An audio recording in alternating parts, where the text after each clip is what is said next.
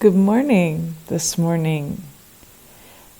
It's been a minute since we've had a morning read, so let's do that. And for myself, I drew a couple of cards from Alex Gray's Sacred Mirror card set. You know I'm a little interested, and actually they combine perfectly into this image. I dreamt about the Cosm community last night, the Castle of Sacred Mirrors, and art being confronted with real life. And I think that's a really good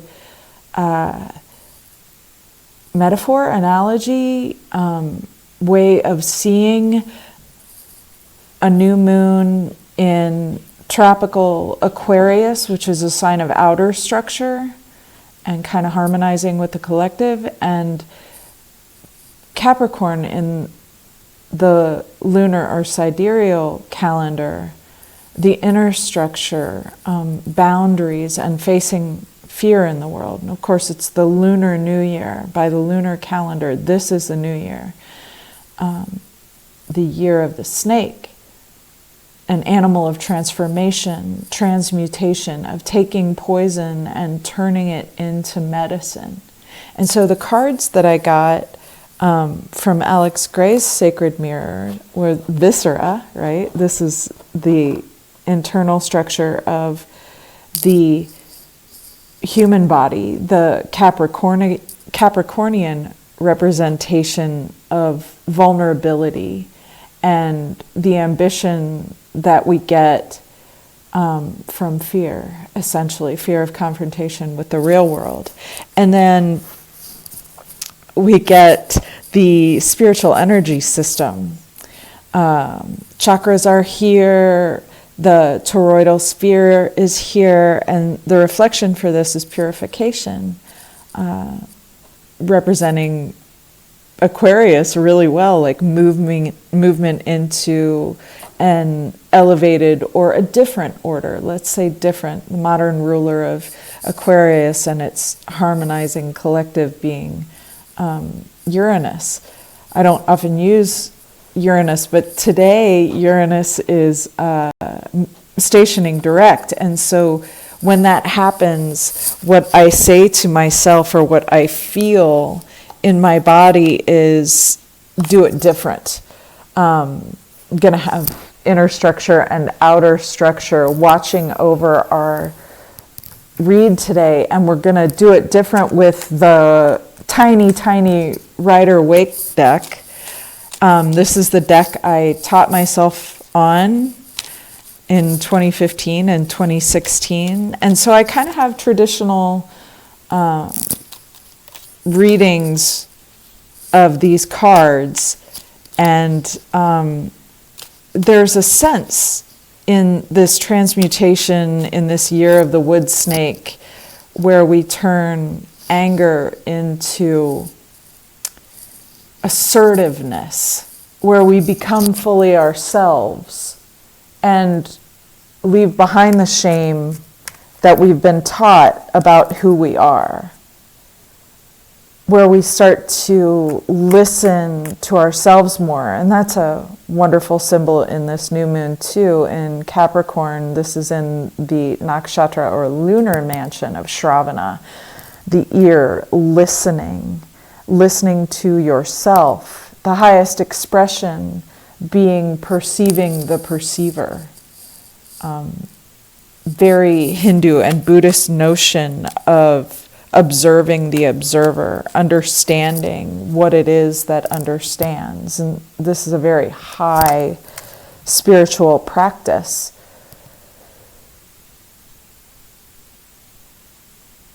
Aquarius asks us to bring that highest Capricornian, Saturnian maturation that we have gleaned from ourselves into communication and into communion with the larger collective. This is a huge order of inward healing.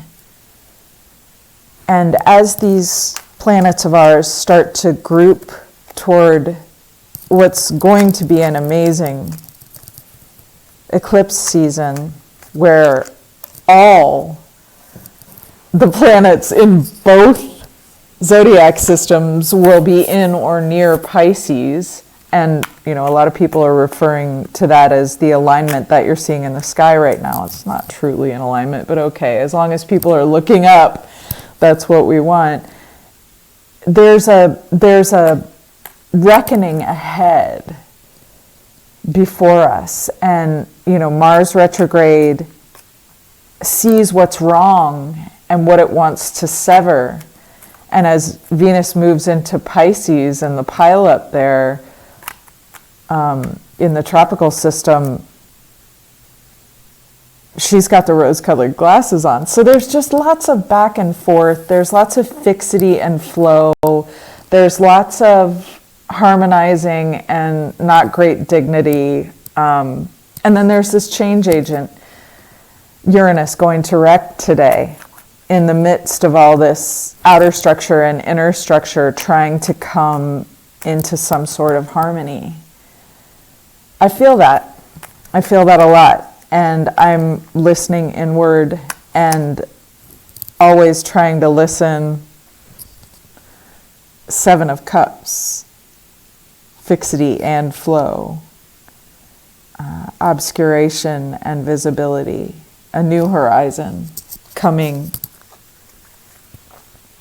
into focus. Trying to reconcile what's inside with what is outside is a good thing to contemplate, what's inside from what's outside in this new moon. All right, so we'll look for first a card that represents us, the collective, in this new energy that will be available to us for 30 days. And then because it's also the lunar new year and we're always looking to the moon to help us integrate this flow between fixity and movement, between a movement and a rest, this lunar new year. So it is a moment that represents both this next 30 days, but also the whole of the next year until February's new moon. I'm sorry. The lunar new moon that represents the new year. It doesn't have to be in January. Sometimes it's in February. So, Om Dum Durgaye Namaha, Om Shrim Mahalakshmiye Namaha, Om Aim Saraswataye Namaha. Om, Om, Om. The card that represents us in this new cycle, this is going to take a second for me to get figured out. The 7 of Wands, right? 1, 2, 3, 4, 5, 6, 7. A healing number. 7 is a spiritual number, a K2 number. Those are my first associations that come with it. But as we see here, this person is defending himself, themselves, from a myriad of different creations that want to come into his world, maybe ideologies, maybe they're even ideas, with his own idea. Defending the inner structure from the outer structure. And that's not harmonizing yet, right? That is confrontation. And that is conflict. Holding your own in an atmosphere of adversity. I feel that. It feels like we're very much each on our own lately to take care of ourselves and our collectives. And I wonder how much this might come into contact with the idea of, simply turning away from the indoctrination that is pounding at us from all sides? What if it doesn't have to be a fight? What if he's got the upper ground here, right? He could turn and walk away and all those people would have to climb up. Maybe it would give him the advantage of time. Maybe it would give him the advantage of space. Time and space can be so valuable in moments of conflict. Stepping away for a moment from all the things that are trying to get our attention.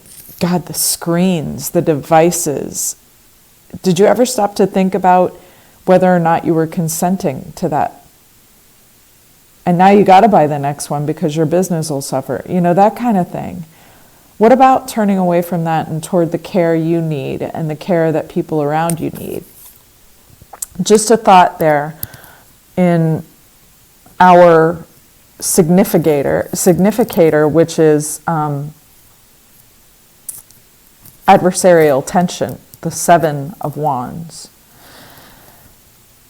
Now, what crosses us, what gives us difficulty in this moment of time and these 2 new cycles that open simultaneously is the Queen of Wands. So this is a very interesting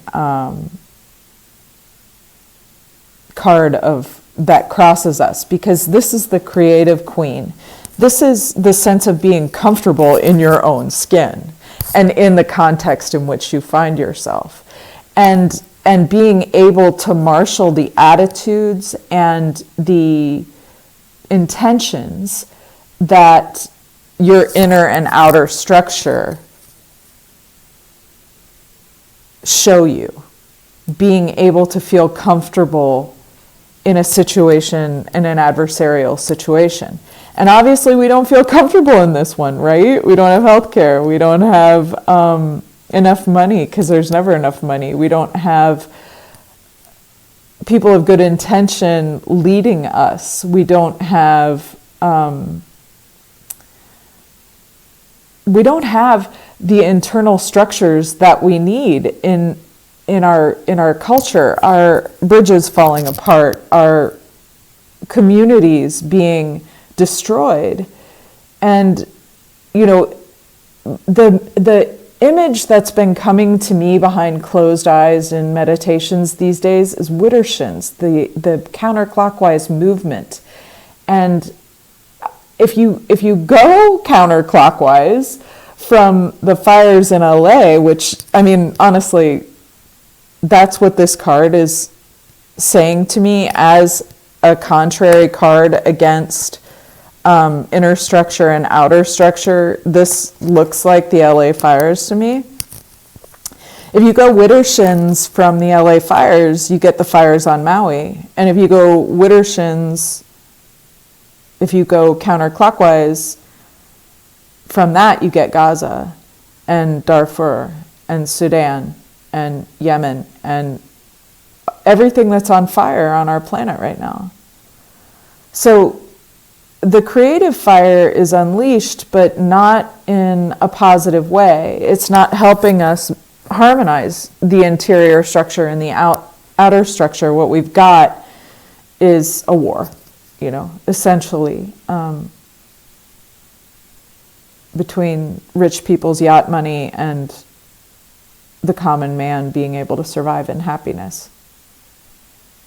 And that's what Venus wants for us, right? And she's in Pisces right now, and she's going to be moving around in Pisces quite a bit. While we've got those rose-colored glasses on, we're not seeing these fires for what they really are. But clarity is coming. Clarity is coming through this, what seems like isolated fires. They're connected somehow to this internal and external war. And that's all it ever is. It's us fighting ourselves. I'm not talking about making enemies out in the real world, because our challenge, right, is to harmonize this. And what a challenge it is. We're up against charisma and indoctrination and the mind fuck that is 2025.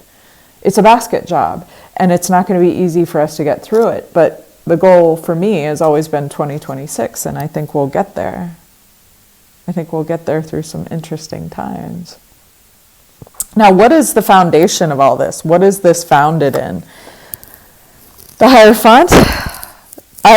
The first thing that's coming up for me with this one is the cult of personality and identity politics.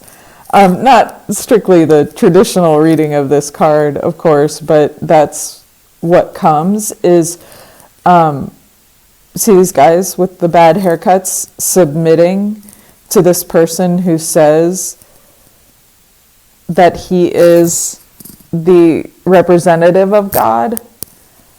The Pope is another reading of this card.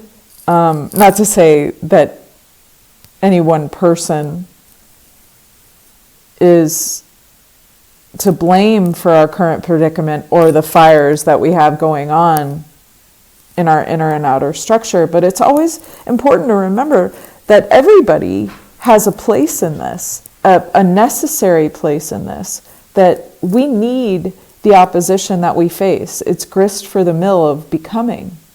And in duality, in a world where opposition is the shape of things, where the yin and the yang are always in conflict, effortless right relation, effortless appropriate action is the middle line between the two. And we walk a fault line that's always shifting in order to be appropriate in our settings, in our external and internal world. And what it looks like this reading is saying to me is that the foundation of our problem, the foundation of our acid reflux, our spiritual acid reflux, is that we've let other people draw us into conflict and draw us into a subservient position to God. We need more of our care, more of our own love, and less of people standing up in front of us being worshipped for their personalities and their identities. Because we we are one organism, humanity, and that's what we're trying to move toward. It doesn't necessarily need fire alone to melt us together. It needs all the elements together. And it needs us to assert ourselves against people who refuse to lead or lead us into destruction, which is what we've seen for the last, I don't know how long, a very long time. The highest we can attain in a situation like this is confusion. So right now we've got a bunch of cups with snakes and some beautiful things and some difficult things. It looks like the turmoil is going to go on for a little while until we're able to see clearly. And this is a card of not being able to see clearly. This is a card of orchestrated uncertainty. It's elaborate uncertainty. It's elaborate orchestrated uncertainty. And that's kind of what's going on here spiritually, right? Is you must serve a higher order that is earthly. These are mostly earthly cups. But what is the best in us is beyond the earthly cup, right? We're having to move ourselves past materialism, and it's a struggle, it's a fight. It's not an easy harmonizing of inner and outer worlds through materialism.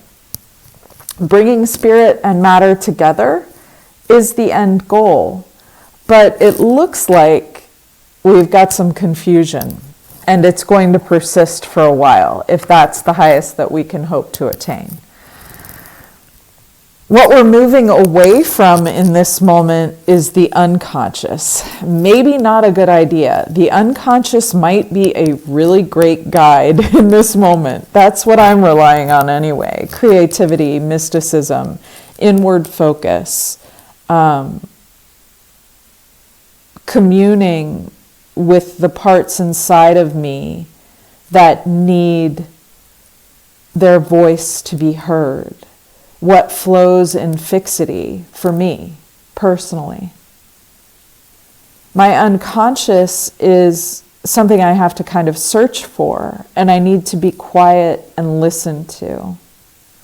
As we move out of Shravana Nakshatra and Uranus goes direct, our attention will certainly be drawn to the outer world. You know, that some people say Uranus direct in Taurus is earthquakes. And it need not be an exterior earthquake or an outward spirituality that descends upon us. And as a matter of fact, if something like that did happen, we should be very suspicious about any outward context for inward spirituality. And I really think that, you know, if this fire of orchestrated uncertainty draws us away from our unconscious, then the disaster that could come from that, from abandoning ourselves to outer structure wholly, could be the thing that finally returns us to love and care. I mean, how trite is it at this point to say that it would take a collective disaster to bring us all together? I don't necessarily think it would, because we have a bunch of them, but a global one? Yeah, maybe. Odd that we should rely on such a thing. You know, the double thinking monkey you'd think would be a little bit more perceptive, but we are subject to habit. We are subject to runnels of addicted intelligence. And if that's what this card means, is that we're moving away from our addiction to other people interpreting outer and inner reality for us, then moving away from this could be a very good thing. But if this is internal focus and going within, then not great to be moving away from that, in my humble opinion, or helpful, especially when you're dealing with outer reference that doesn't make sense. The only place that I find I can make sense of that is with my internal reference. Maybe different for other people, but that's what's most helpful for me. And that's my interpretation there. It's good if we're moving away from addiction to other people's interpretation of our confusion, but if not, then if we're moving into more outward interpretation of inward event, not great. Okay, moving on to what we're moving toward in this scenario, the world. Completion of cycles. So, very good. As we begin new cycles and end cycles of addiction, perhaps, cycles of confusion, perhaps, cycles of confrontation and subservience, into a new fire, right? A new form of collaboration. Now, it's interesting because we're talking about fixity and flow, and these are all the fixed signs, and she is flowing through them. Nude, happy, wearing flowing garments, dancing. And I think, honestly, that's where holding to your creativity as you move out of stuck, fixed, addicted, cycles, it's a beautiful period of being able to move past what caught you up with some grace and flow. Now that's the thing about a new moon too. When the sun and the moon, intellect and emotion in the body meet in the darkness, something new is born. Spirit is able to restore and refresh itself through that intercourse of the sun and moon. The moon brings to us what we need, interpreted through the sun, shielded through the sun. At night, Mother Night, rest, relaxation brings flow. That is one idea I can't step away from, keeps coming to me at this new moon. We cannot not pretend that we can go on with growth, with progression forever. We have to rest. And if we don't give ourselves a rest, we will get sick, as we have done, and be forced to rest. Please, my friends, use this as flow of rest, overcoming the fixity of forced progression. See that as a way forward. It doesn't look like we're going to rise above this, right? The confusion when we try to rise, it's still there. But we can make a lateral move in space and time. Maybe if we can't move upward, we can move sideways and into rest. Maybe if we can't be vertical, we can be horizontal and lie the fuck down. Ooh, I like that. I just think that's what's being suggested to us, and I think workers of the world, rest is a really good idea right now. Just my thoughts on things. Take my opinions where they fall as that. All right.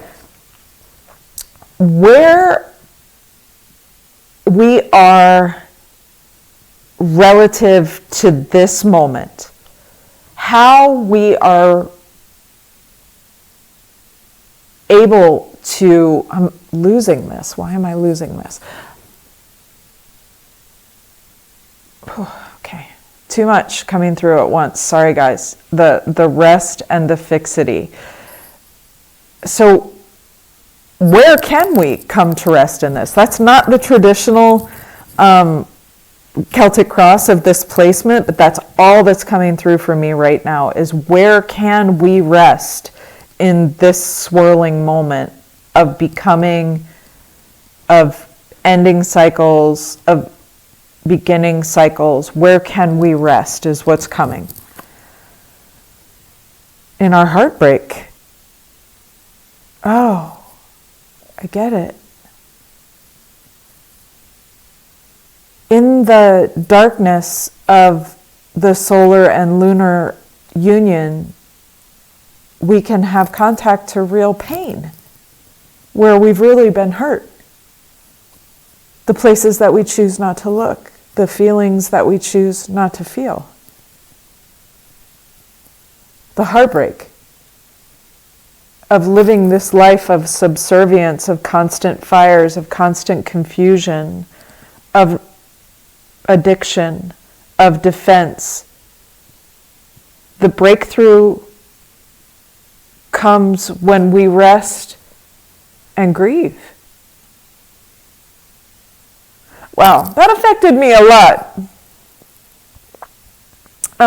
Grief and being allowed to mourn your losses has also been kind of a big new moon message for me. Because it's the only way back. It's the only way to touch those things that have been taken, is through actually feeling the loss of them. And in the year of the snake, we lost an entire body to that. We lost our saurian tail. We lost our sideways movement along the earth, our bellies being connected to the world soul. And I think that's why there's such a strong compulsion on this card, is because the snake has its belly against the world soul. And it may be the course of humanity to lose that connection to the earth. We may have to become starfaring creatures. And maybe contact with starfaring ancestors is in our future. But we have a choice not to lose our connection, even though we lose everything in life. You know, you come here naked and you're going to leave here naked.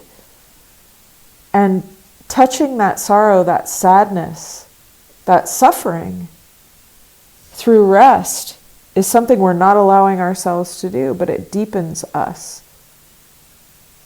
And that's what we can do in this moment, is we can use this moment to revisit our suffering, which is universal. Let that connect us to everyone on the planet who is suffering loss, whatever fires they have in their lives right now. Just a moment for that while I try to pull myself together. And rest in that suffering. Let yourself have the tears if you need them. You know, we're not supposed to do anything with a new moon until we can see the crescent. It's not a good idea to go forcing your agenda on the world if you haven't processed your grief. And that's what I want to say about that. All around us at this time, independence, assertion, material abundance. That's what's blocked when we don't feel our feelings. Thank you, because I need this message more than anybody. This card of independence, the Nine of Pentacles, just before the 10, where we get to share it with the collective, right? You have to have it before you're going to be able to give it away. The only way you're going to get it is if you empty your cup regularly, then it fills, right?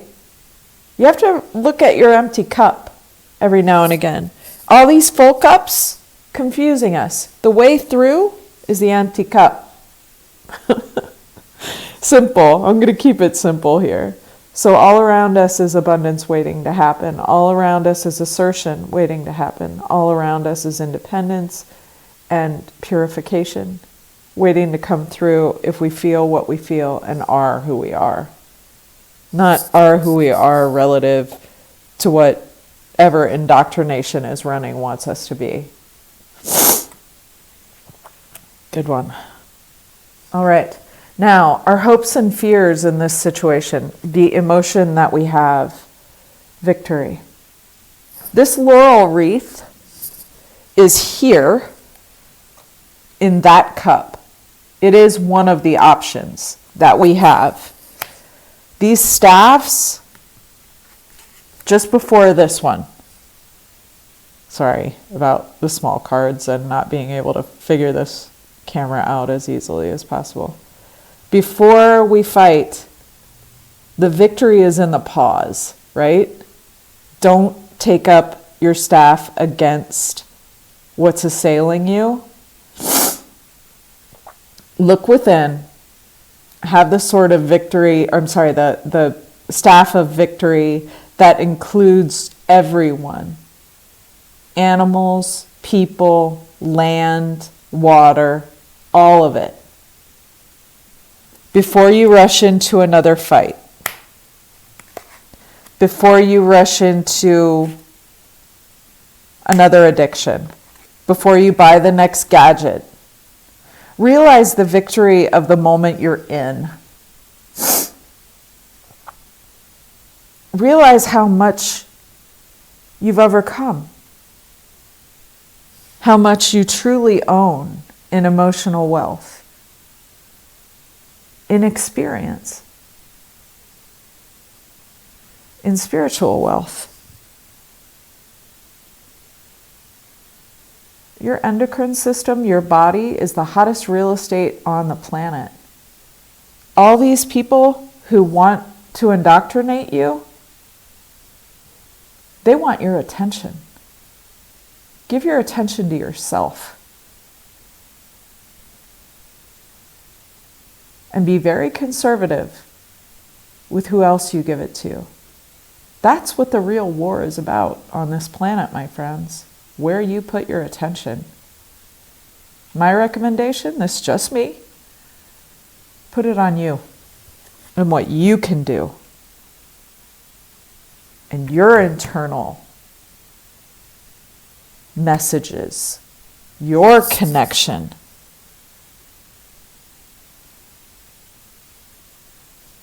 To the, what is this again? The purification that's happening. Fires purify. All right. What are we becoming? In this moment, we are becoming a celebration.